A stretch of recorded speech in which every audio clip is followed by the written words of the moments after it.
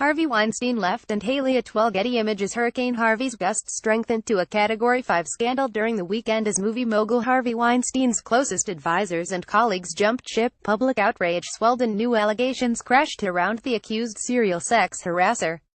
Lisa Bloom, a crusading feminist lawyer who had been advising Weinstein, 65, announced she was stepping down hours after MSNBC's Morning Joe co-host Mika Brzezinski publicly said she would not go forward with a 3-book deal she recently signed with the mogul's company unless Harvey resigns.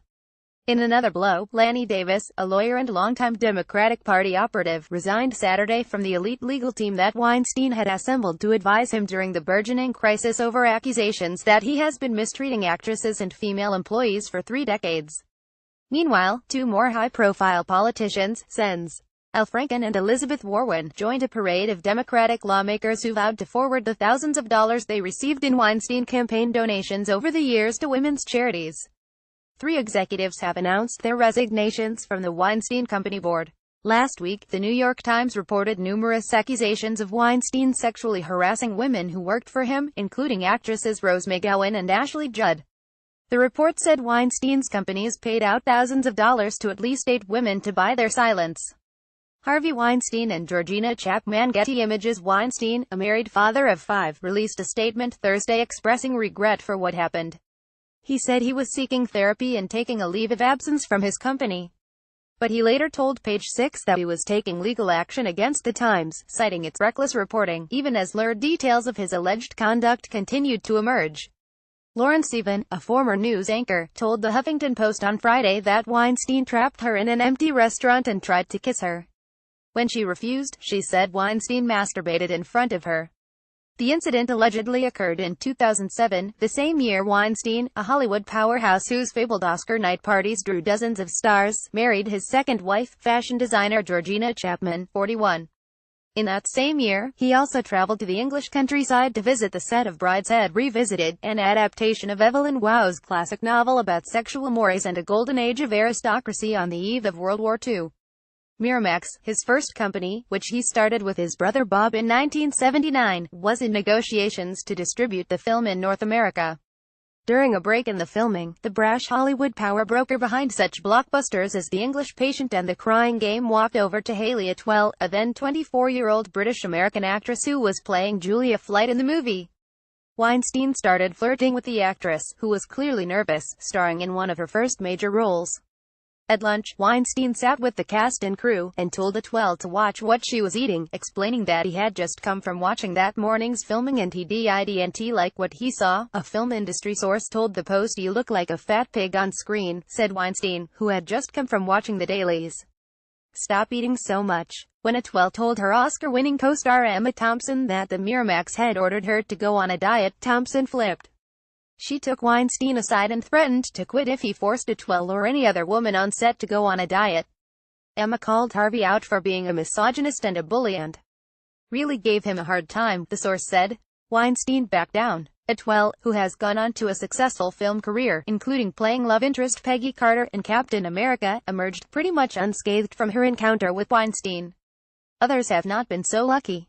One former Miramax producer told the Post that Weinstein's behavior among actresses and female staff at Miramax and the Weinstein Company was a well-known, in-plain-sight secret.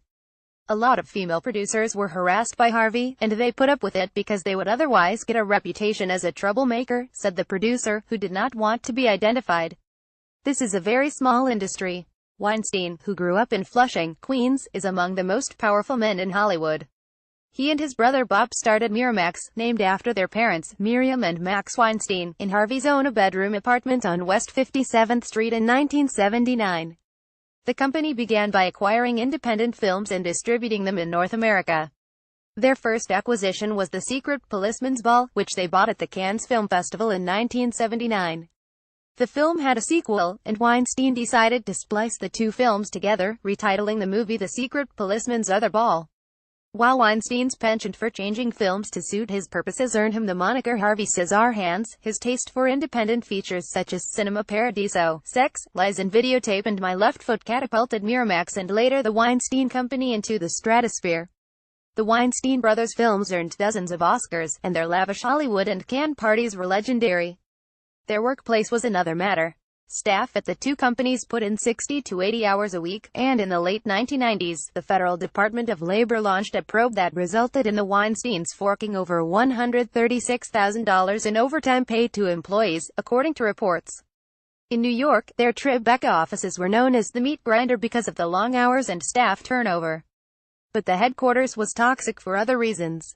At NYU, professors actively discouraged female film students from seeking internships at the Weinstein Company, even as Malia Obama interned at the company last year, a former intern told the Post. It was a repeated message and one that I found disheartening, the former intern said. Weinstein's behavior in Hollywood was also disheartening for some young actresses. Ashley Judd told The Times that she was asked to attend a business meeting with Weinstein in a Beverly Hills hotel room 20 years ago. She said when she went to Weinstein's room, he met her at the door in a robe and asked her to give him a massage and told her that she could watch him take a shower. According to the Times report, Weinstein paid Rose McGowan $100,000 in 1997, following an alleged incident in a hotel room during the Sundance Film Festival. The price for her silence also included Harvey's support for her boyfriend's films, said a producer who did not want to be identified. McGowan was reportedly in a relationship with El Mariachi director Robert Rodriguez, who directed her in Grindhouse, a 2007 film distributed by the Weinstein Company. A spokeswoman for the Weinstein Company declined to comment on Saturday. Additional reporting by Sarah Dorn.